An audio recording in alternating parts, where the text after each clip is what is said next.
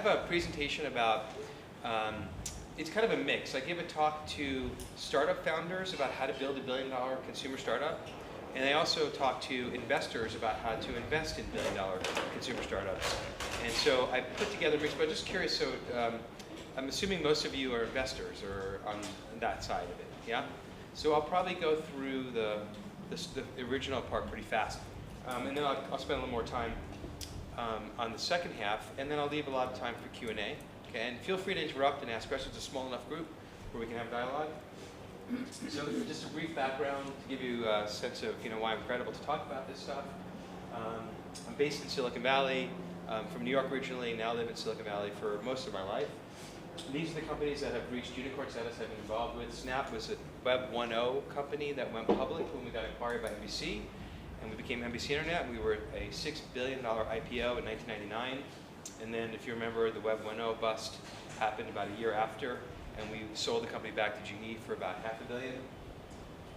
Tango was a company that I was a seed investor in. It's actually an Israeli CEO. It's a communication app. It's kind of like Skype meets Line, Kakao, WhatsApp, all in one. And we now have recently got an investment from Alibaba, $200 million investment, valuing the company at about $1.5 billion. And then Bebo is a social network. That was the third largest social network. We sold it to AOL in 2008. I was essentially a co-founder, and that was almost $1 billion exit. So Maven Ventures I started 2 years ago. I did 5 years of angel investing, and then I started a small venture fund to prove out this model. And we're in the micro VC world, which is sub $50 million fund. We raised $7.5 million. We invested about 12 companies a year, so a total of 24 companies roughly over the 2 years. And we invest 100% consumer. And I'll talk a little bit about why that's an interesting strategy. And we have a small incubator as well. About a third of our companies we run through the incubator. And here are some of the companies that we've invested in. This company, Banjo, was recently valued at close to, well, they had raised $100 million from SoftBank. I actually haven't talked about valuation, but so here are I'll go through this pretty quickly. These are the 10 things that you need to do if you want to try to build a consumer startup. And then I always say the good news is the first 9 you can actually control. The bad news is the 10th one, which is probably the most important, is out of your control. And we'll get to that eventually. So this is a vision worth fighting for. One of the things that we want to spend a little time on this, every company we look at, we always ask, what are you trying to solve? And by the way, a lot of this will work for non-consumer companies too. You want to invest in companies in the seed stage, early on, when you're excited about the vision, like solving a big problem for the world, or in my case, for the consumer, right? Is it a big market opportunity? Because so often you find a great company that's solving a big problem for like 10 people. That's not a venture investment, right? That's a lifestyle business. Go and, bootstrap it, build a company, but don't ask me for investment. And then this one is the other thing that's really important. Does the problem really need fixing? Okay? This is where most startups will fail. Because what they'll do is they'll try and start a company that 4 or 5 other people have tried to start that have failed, or maybe 50, and we call this sort of roadkill, along the way. And often the reason is because it was a bad idea to start with. Or it might have been it was the wrong time. But usually it's not a good idea. Does this problem need fixing? Now, I'll give you some examples. Snapchat is a great company, right? It's an amazing opportunity for these founders. They came up with this new communication platform for young adults. This was a huge problem that needed fixing for that demographic that they didn't even know they had the problem. Young adults were texting, and the texts were lasting forever, right? Which was nonsensical because, we used to talk on the telephone and hang up and it was gone. Why should they live in a world where texts live forever? Snapchat came along and said it doesn't have to happen. You can actually, texts can disappear. Not only that, even more brilliant was you can now communicate with photos in a fun way because they disappear, so you don't have to look perfect. Brilliant. I mean, they actually kind of luckily fell into this, but solving a massive problem. It's now the fastest growing company on the consumer side. WhatsApp is a little bit of an exception. There were many texting apps already, right? We didn't need another texting app. Actually, though, they solved a big problem with international calling or international texting, and they were just so focused on building an amazing product that worked. But usually, I would say, attacking a market where lots of great products are already there, not a good idea. So I'll tell you a very brief Tango story. We had this idea to build basically Skype for the mobile phone. when they came out in 2007. It was actually a pretty big idea. We thought we were like going to beat Skype and nobody else was going to do it. And all of a sudden, we learned that this guy, Steve Jobs, had a similar idea. He was going to promote this thing called FaceTime. And he spent tens of millions of dollars promoting FaceTime. And then they launched the iPhone, and FaceTime was embedded in the iPhone. The problem was he promised great video calling between customers on the iPhone, and it didn't work. Because if you remember, it was only over Wi-Fi, and it was only iPhone 3 to iPhone 3. So when we came out, Tango actually solved that problem that he was promising to the world, right? We were very, very lucky. Now, the one thing that we did, though, is we didn't give up on our strategy. We kept moving forward, and that's something you want to look for in your founding team. Stick to your strategy.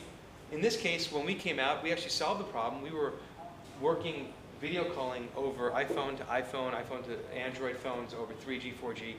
Today, Tango now, as I mentioned, is valued over $1.5 billion. 300 million people have found that a useful product. Okay, so we talked a lot about the founding team. And this is fairly standard. Maybe you guys have seen this. Early on, when you're starting a company, you kind of want to find this type of founding relationship. Let me point out a couple things. Number one, it's always better, we think, and we have 22 investments in our current portfolio. We have one single founded company, right? And there's a reason for that. These are really hard to do. These companies are extremely difficult, and if you're not having a co-founder, when things go bad, and usually things do go bad, you're just going to give up. If you have a co-founder, you've got someone in the trenches with you who's going to encourage you to keep going. You've got a big vision worth fighting for. Let's go.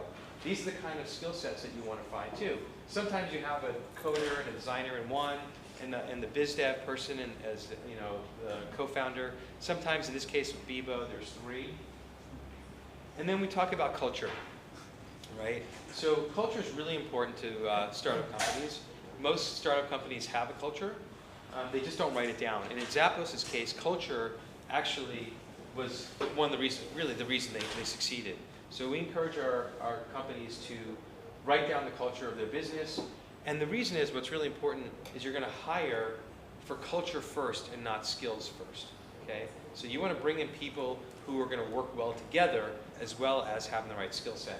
Most startups fail by bringing in the best engineer, but they're not a good fit for this small team. And that could actually kill a company. This is we actually did this at Maven too. It's a small team, but we put together our culture, basically our values document, which is the culture. And then we talk about product market fit. So now you have this great vision, you have the right team, you have your culture, so get the product out there in an MVP, a minimum viable product, and make sure you have a fit, right? And don't fool yourself. Don't think that you've got this fit. Now, there's no secret sauce to this. So it might be that you have 100 customers or 1,000 customers, or it might be 1 million customers before you know you have your product market fit. But once you have the product market fit, then you can get into growth hacking. And I could spend a lot of time talking about this, but I won't. But this is kind of our area of expertise, where we talk about the top line acquisition. How do you acquire your customers? How do you get them to activate? How do you get them to register for your product? How do you keep them engaged in your retention? And how do you get them to invite more people into the product? And then the last piece is revenue for our businesses. For enterprise companies, it might be a different revenue, might be a higher priority. There's also this one metric that matters notion of growth hacking.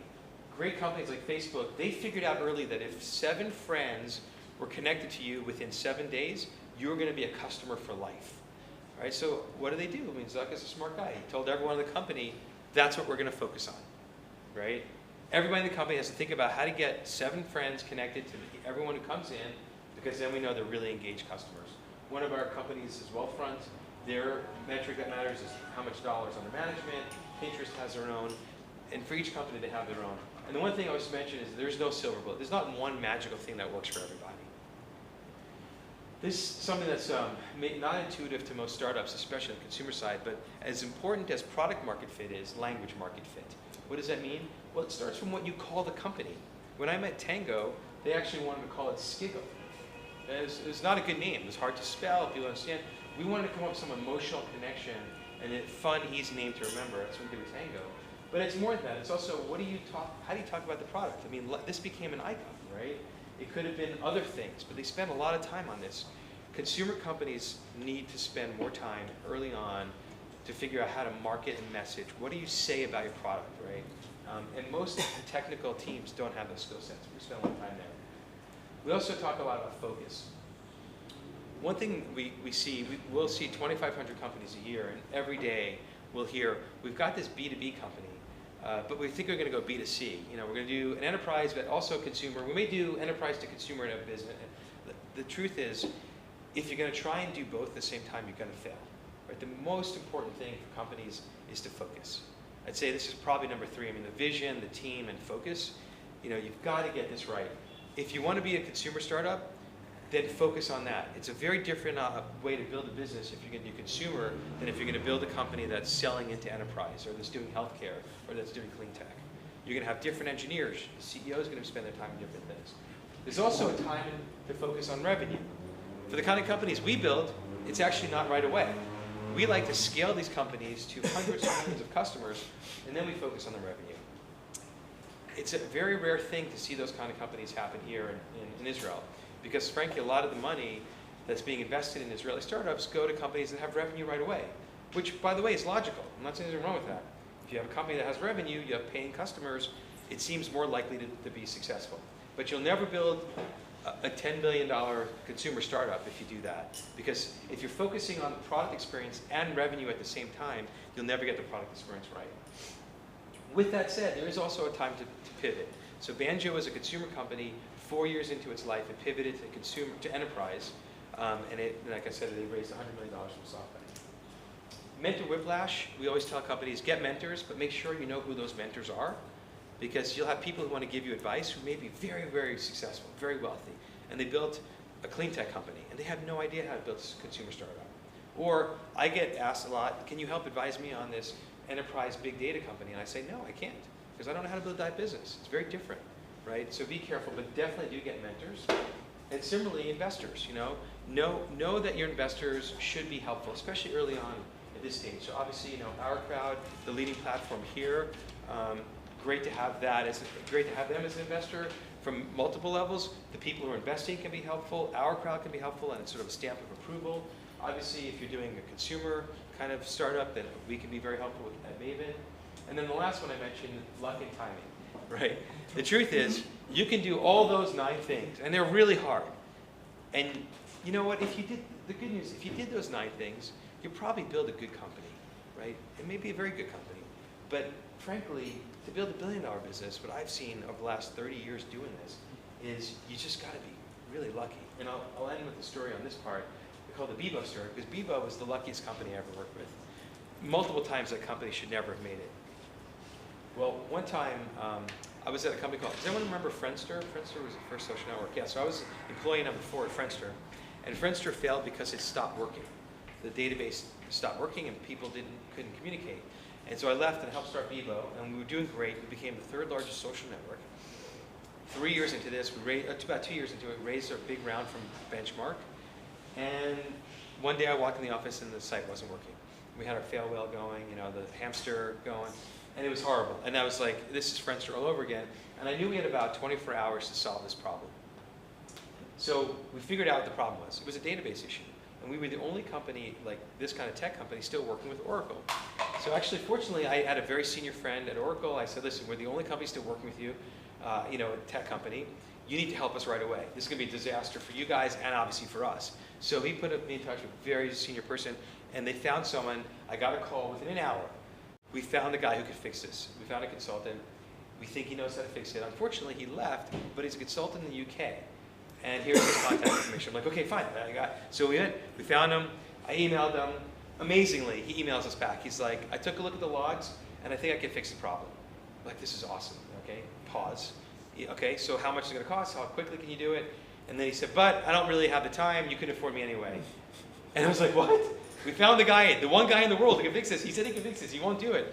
I was ready to get on the plane. I mean, honestly, like this was the life and death of the company. So I'm about to get on the plane. Like 3-4 hours later, we get another email from the guy, and he said, "Here's how you fix it. Here, you know, I fixed it for you, and here are the logs." I was like, "What? It's unbelievable." So we got, you know, I got the call. Come back from the airport. Come back. We contact him via email, and we're like, "Thank you. Really appreciate it." But what happened? Like, what changed your mind? It sounded like you were going to do it. He said, well, you know, this morning, my daughter came down for breakfast, and she started complaining about how Bebo wasn't working for her and all her friends. And so he says, oh, they contacted me, and she said, well, what are you going to do? She's like, well, I told them I could fix it, but I was too busy. She said, Dad, if you don't fix Bebo, I'm leaving this family. So, you can't make that stuff up. Honestly, how lucky is that? But to get to that point, we had to work hard, right? We did everything we could. We did not give up, right? And I'd say that the point of this, and I always end this with the startups, is you're not trying to build a billion-dollar company. Remember, you're trying to bring to this world a product solving a big problem with a big vision, with a great team. And if you do those 9 things and you get lucky, you just might be able to do a billion-dollar startup. So I'm going to talk a little bit about Maven and investing in consumer startups. I'm going to flip a little bit, and then I'll take some questions if you guys have any. So I put up our vision for Maven. Again, it's kind of going back to language market fit. One of the things that we talk a lot about with Maven is we believe strongly in this pure play advantage. So we know consumer startups, right? If you want to have an investor who can help you with consumer startups, this gives a big advantage. And why is this an advantage for us as an investor, as a micro VC firm? Is because we have a huge pipeline of targeted deals. Like, we know any consumer startup that's happening, we'll see trends before anybody else. And we obviously win the best deals.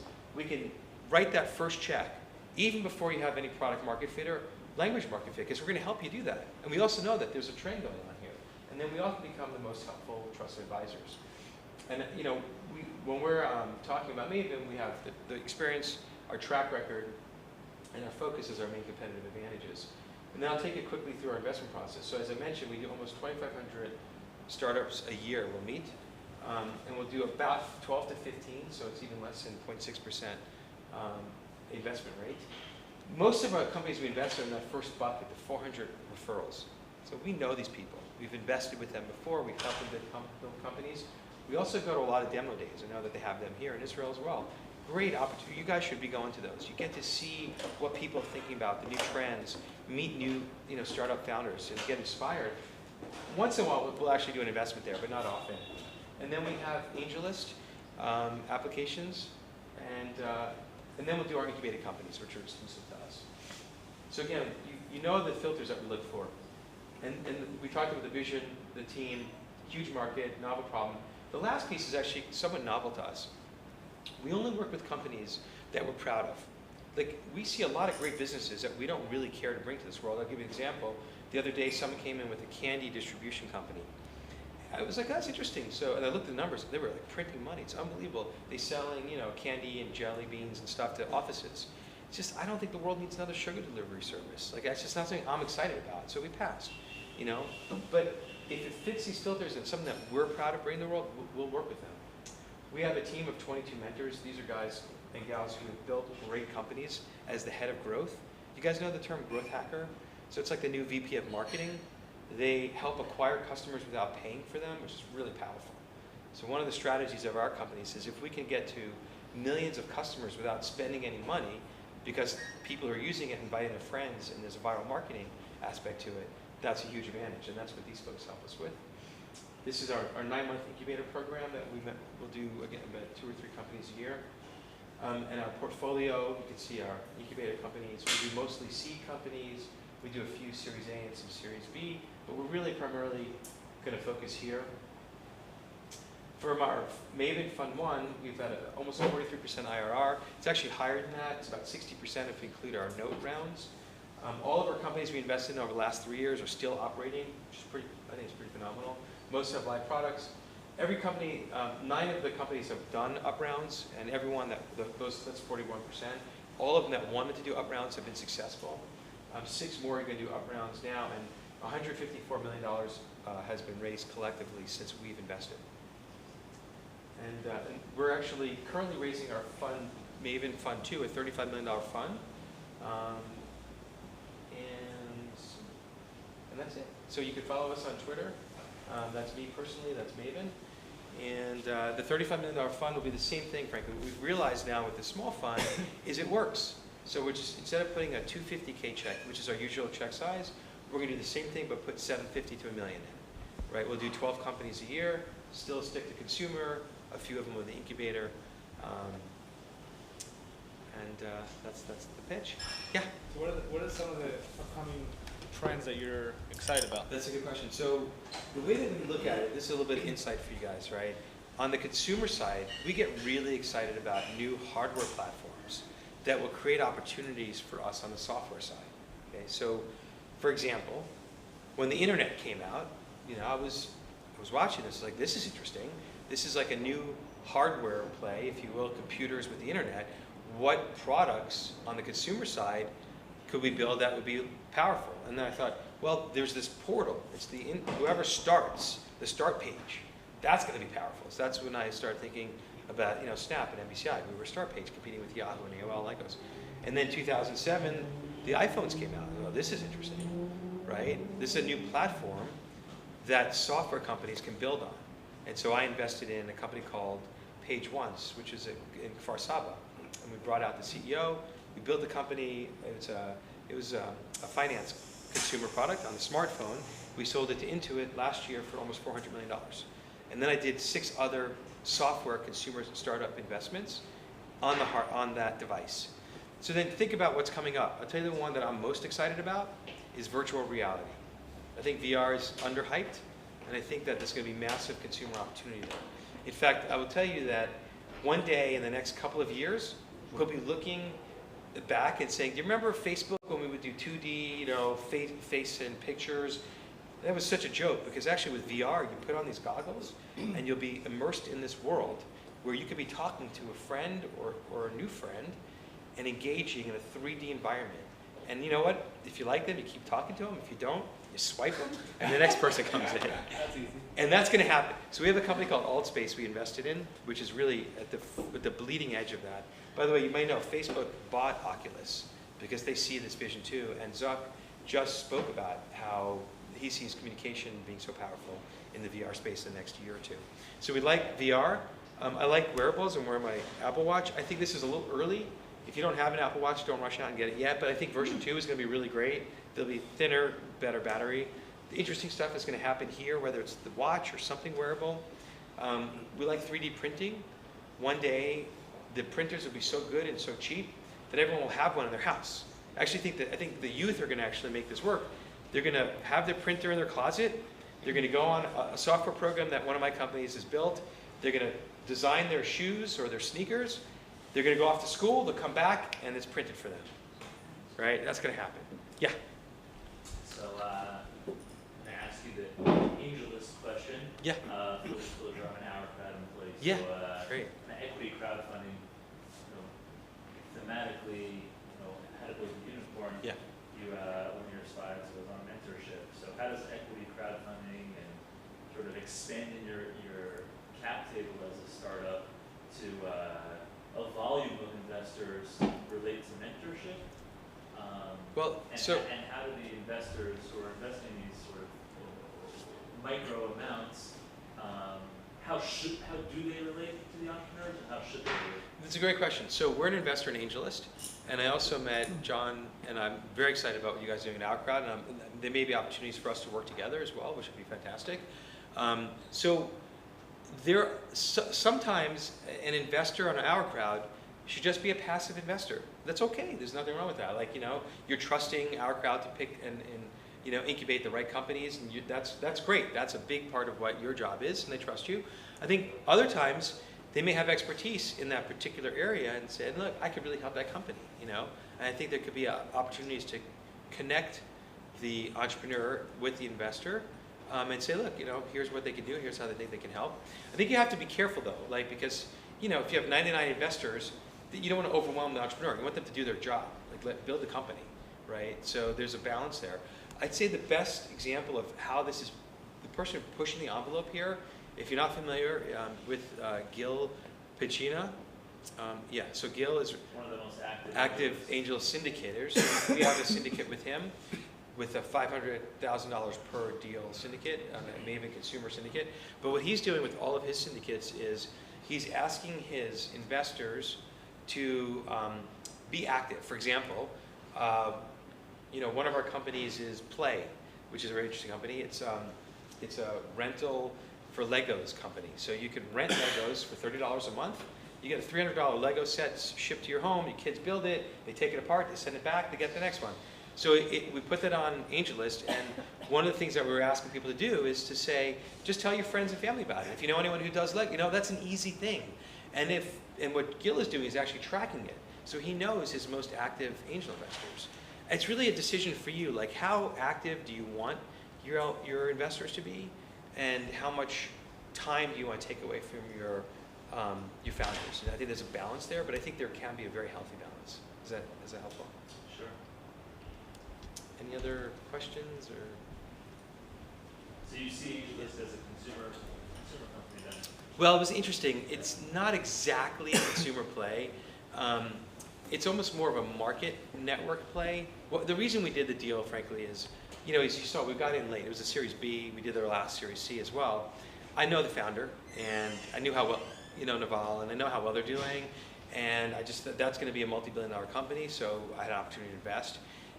It is somewhat consumer in that it's direct to consumer, the founders. So we help them with the branding a little bit. We help them with some of the viral marketing. But frankly, that relationship has been very helpful for our companies, because when our companies go on AngelList or our syndicate, we know how the system really works as being an investor. So it was really a win-win across the board. It's not a classic consumer play for us, for sure. Yeah. I'm interested in your philosophy of not investing in companies such as the candy distributor. You feel it affects the revenue of your company or negatively? How do your partners feel about this? Well, so we have, in our first fund, we have about 20 limited partners who are invested in Maven. One of them is an institutional investor. The rest are high net worth individuals and family and friends. And they fully support what I do. Our returns are on the top 5% in the micro VC space. So that's good. I have credibility. I'll tell you, there's a couple things we don't invest in, right? So we have to have some filters. We would see 5,000 companies a year if we didn't. So we don't do dating sites. We don't do gambling sites or gambling companies. We don't do social gaming like Angry Birds. We don't do music. We don't do travel. It's interesting, like why those? And we don't do anything in the new cannabis, marijuana space, which is booming, unbelievable. And there's a lot of money there. So some of it is like morally, we just don't want to invest in those companies. We don't want to bring it to the world. It's just not, or we just don't like that space. Like I don't know that much about it. I'm not excited about it. Most of it is that those companies, the other ones I mentioned, the other categories, are very difficult businesses to build. So music industry, it's controlled by 3 companies in LA. They're impossible to work with. It's really, really hard to build a company. Travel businesses, very hard to make travel companies viral, like the stuff that we know how to do. Most travel companies are spending tens, 20s of dollars to acquire each customer. I don't like those kind of companies where you have to spend a lot of money to acquire a customer, even though you know you can make revenue. And there's still great businesses there, but I would rather have a lot of experience building those kinds of companies before I invest in them, right? Gambling we don't do because there's issues around gambling, So that's how we think about it. It has not impacted our performance at all so far. And I think actually it's helped because every company we invest in, we're like a co-founder with them. And we're really excited. We're 6 months, 9 months, very actively helping them. Does it help? Someone else had a question? Yeah. How much of it is gut when you see a company? Yeah.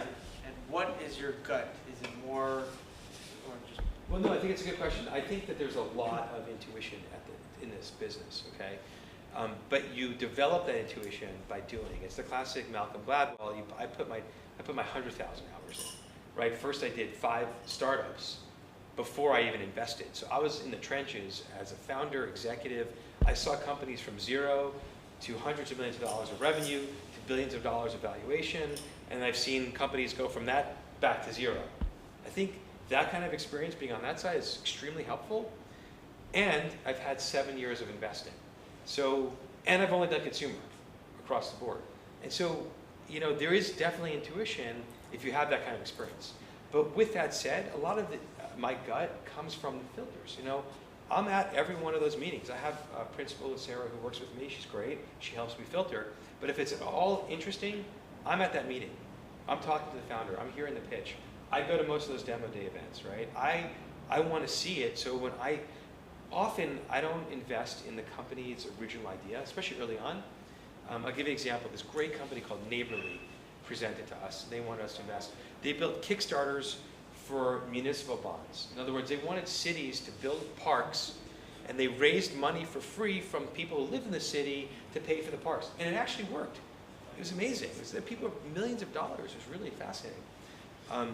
Problem was, it actually wasn't going to scale, and it was doing okay, you know. And so I thought about this, and I had this epiphany, right? This is where the intuition comes. Like, there's something about the founder, there's something about that model that struck me as I've got to spend more time with him. And then it was just a weird coincidence, but no, this is how this stuff happens. I got my statement for my Israel bonds, and it struck me that instead of doing it for free, right, because I'm an investor and AngelList, we should just make a marketplace for municipal bonds.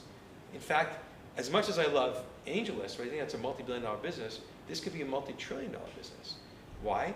Because anybody can invest in a municipal bond. Municipal bond is when the city wants to, you know, build a school and they send out, and then investors don't have to be accredited investors, like on most of the crowdsourced platforms, right? So I have a much wider group to go for. $500 to $1,000 minimum investments. 99.9% get paid back with interest, tax-free. And in 5 years, you get to see the school in your local neighborhood that you built. It's like, oh, that's a big idea, right? So like, that was a gut idea. It was my intuition, but it just gives you a sense of how you get there. Sometimes I just see the idea and go, yeah, that's the one, I'm going to do it. But often it's kind of a process. Yeah? What was your biggest regret? But I didn't invest in. Well, I have a lot. Well, you know, but I don't regret much. I mean, the things I could have done that would have made me a lot more money than would have. Like the way I look at it is it's a process, and I wouldn't change anything. But I will tell you, instead of going to Friendster, which became a pretty big failure, I could have been employee number 500 pre-IPO at Google. And you know, if I had just worked there for 4 years, I would have been tens of millions of dollars, right? I don't know if I would have been happy there, frankly. It was eventually a very successful, big company. It was probably a pretty good place to work, but I wanted to be in a startup. I wanted to be employee number 4 at Friendster and change the world. Now, because I did that, I ended up working at Bebo. We sold that company for almost $1 billion, and I was essentially a co-founder there, so it worked out okay, right? And I think you kind of look at the whole spectrum. So that might have been a regret. I could have been the first lawyer at Yahoo pre-IPO. That would have been massive. But I didn't want to be a lawyer. I was a lawyer for 2 years in between. And I didn't want to be a lawyer anymore. I wanted to go back and do business, right? So I had my principles, and I kind of stuck to that. Any other? How long are you here for? I've been here, so I did 4 talks last week in Tel Aviv, and 1 in Jerusalem at Glide's office. Oh. Yeah, which is great. And I have 1 more talk at Up West Labs in Tel Aviv next Tuesday. But basically between, well, this whole week and Shabbos, I'm here with the Wexner program. And, you know, we're delving into, like, incredible issues and about, you know, Haaretz, so that when we go back to America, we can be great Jewish leaders supporting Israel. So, yeah, I'm here till Tuesday. But, you know, you can follow me on Twitter. Jim at MavenVentures.com is my email if you want to email me. Happy to talk about investing or startups. If you guys see any interesting consumer startups, happy to take a look at them or vet the ideas with you. And then I was hopefully going to meet John and talk more about how I can get involved with OurCrowd too. Excellent. Thank you guys so much.